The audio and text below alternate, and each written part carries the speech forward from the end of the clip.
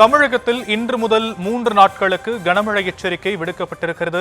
இன்று மயிலாடுதுறை, கடலூர் மாவட்டங்களிலும் புதுச்சேரியிலும் கனமழைக்கு வாய்ப்பிருப்பதான அண்மை செய்தியை நாம் பார்த்து வருகிறோம். விவரங்களை செய்தியாளர் வெங்கட்ரமணன் வழங்க நாம் கேட்கலாம். வெங்கட்ரமணன், வானிலை ஆய்வு மையம் என்னென்ன விஷயங்களை இதில் குறிப்பிட்டிருக்கிறாங்க? தமிழகத்தில் தொடர்ச்சியாக 3 நாட்களுக்கு கனமழைக்கான எச்சரிக்கையை சென்னை வானிலை ஆய்வு மையம் தெரிவித்திருக்கிறது.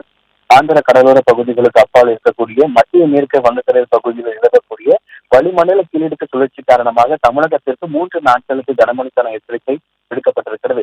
இன்றைய தினத்தை பொறுத்தவரைக்கும் மயிலாடுதுறை, கடலூர் உள்ளிட்ட 2 மாவட்டங்களிலும் புதுச்சேரி பகுதிகளிலும் இன்றைய தினம் கனமழைக்கு வாய்ப்பிருக்கிறது.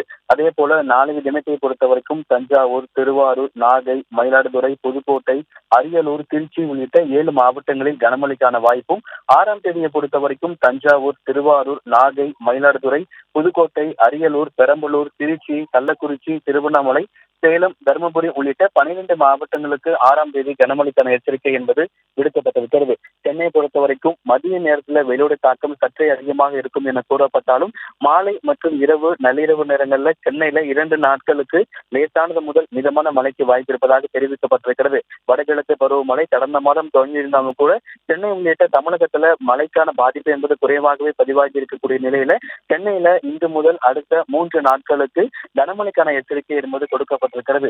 இன்று மயிலாடுதுறை, கடலூர் உள்ளிட்ட 2 மாவட்டங்களிலும், நாளை 7 மாவட்டங்கள், 6ஆம் தேதி 12 மாவட்டங்கள் என தமிழகத்தில் தொடர்ச்சியாக 3 நாட்களுக்கு கனமழைக்கான எச்சரிக்கையை சென்னை வானிலை ஆய்வு மையம் தெரிவித்துள்ளது.